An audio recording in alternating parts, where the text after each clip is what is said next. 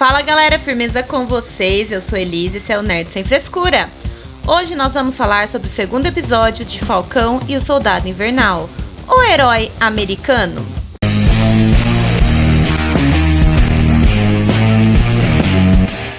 O primeiro episódio de Falcão e o Soldado Invernal tinha começado com uma sequência de ação para tirar um pouco do foco de como o episódio seria desenvolvido, já que é um episódio que trabalha bastante com traumas, tristeza e até com a sensação de traição ao fim do episódio, quando nós vemos o icônico escudo de Steve Rogers sendo passado para a mão de John Walker, um personagem até então desconhecido no universo cinematográfico da Marvel, né? E é claro que fica bem nítido para nós, espectadores, que o Sam Wilson foi enganado.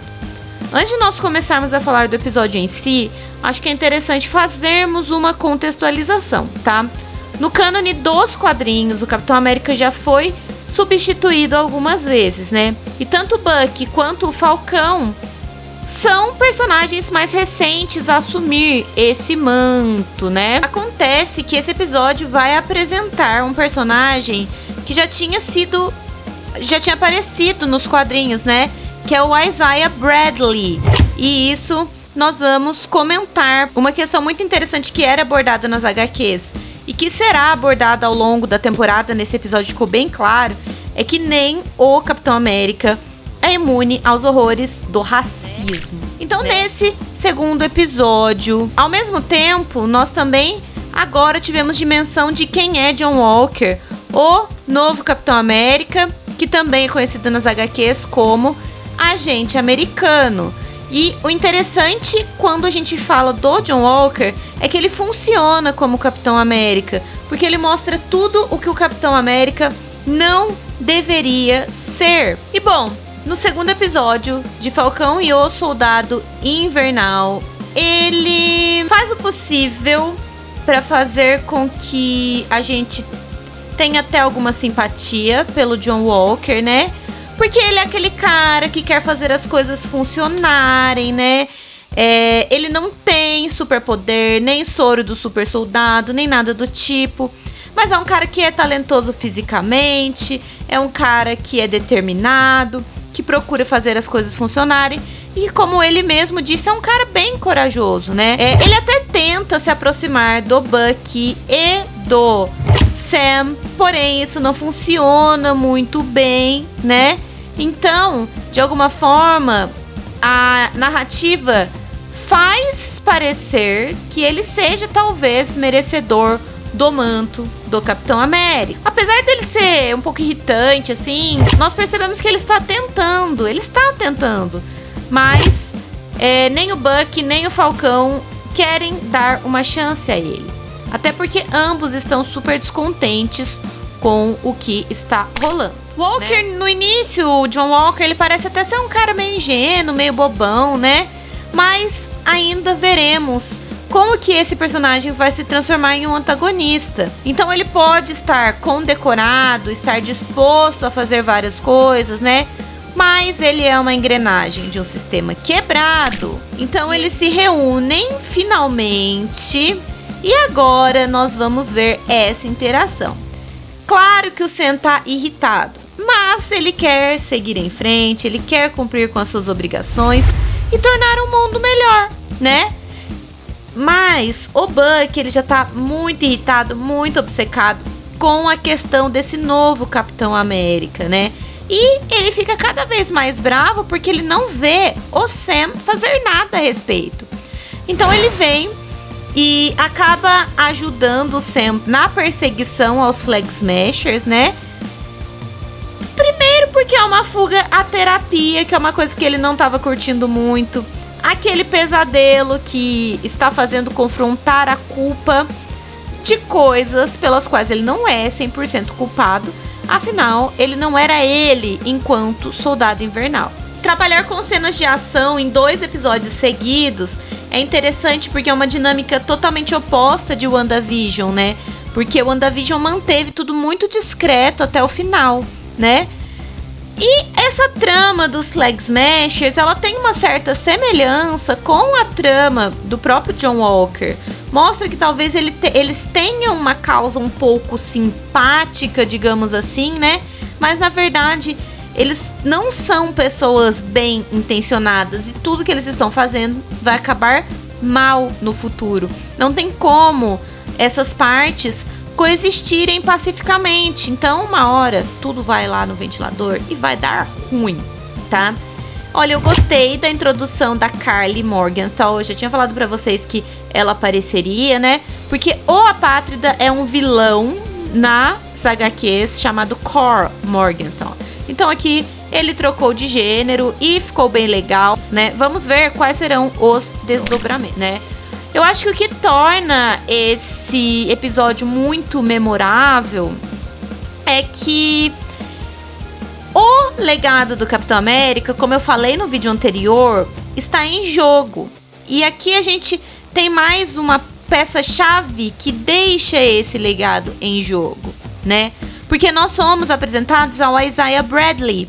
Ele guarda rancor do Bucky, né? Por um encontro que eles tiveram durante a Guerra da Coreia. E o Isaiah tem um ressentimento justificado contra o governo dos Estados Unidos, porque ele recebeu um tratamento racista. Isso é deixado bem claro no episódio, e as questões raciais são pontuadas com muito cuidado, tá?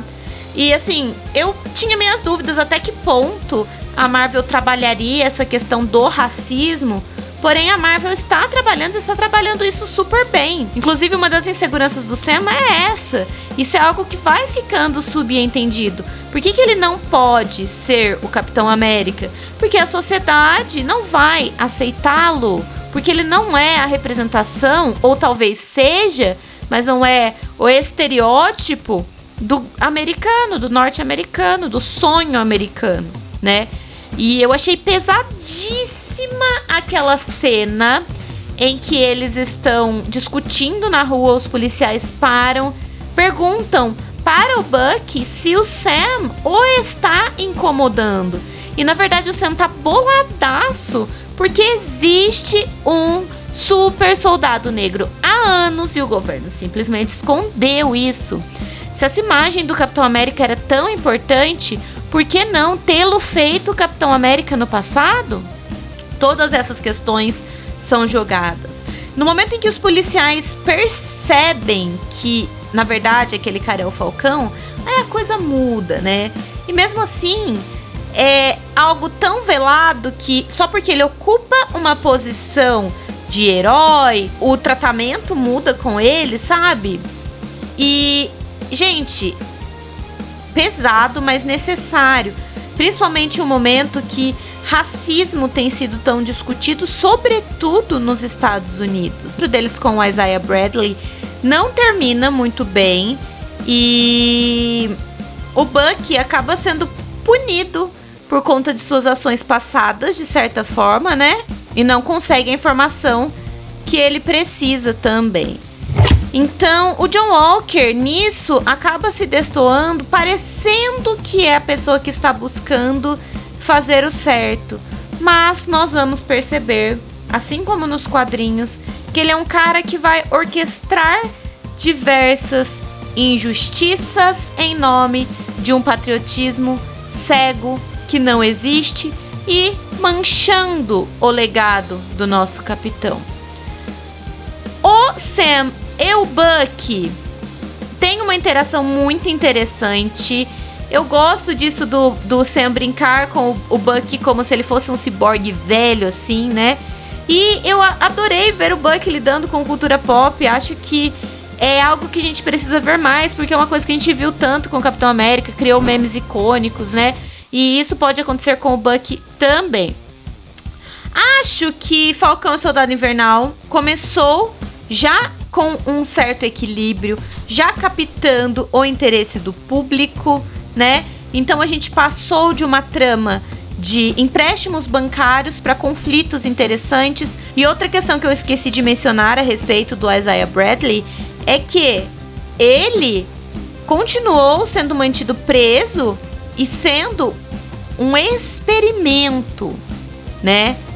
Então, se esse soro do super soldado existe hoje com os apátridas, é porque muito provavelmente ele veio do Bradley. Cara, nossos heróis inicialmente estão relutando em trabalhar juntos. Eu achei a cena com a psicóloga genial. E a gente vê como que o país está maltratando ambos, né?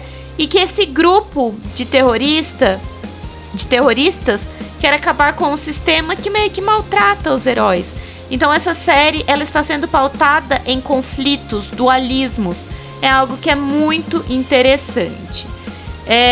Gosto bastante da interação da psicóloga. Achei que foi uma das melhores cenas.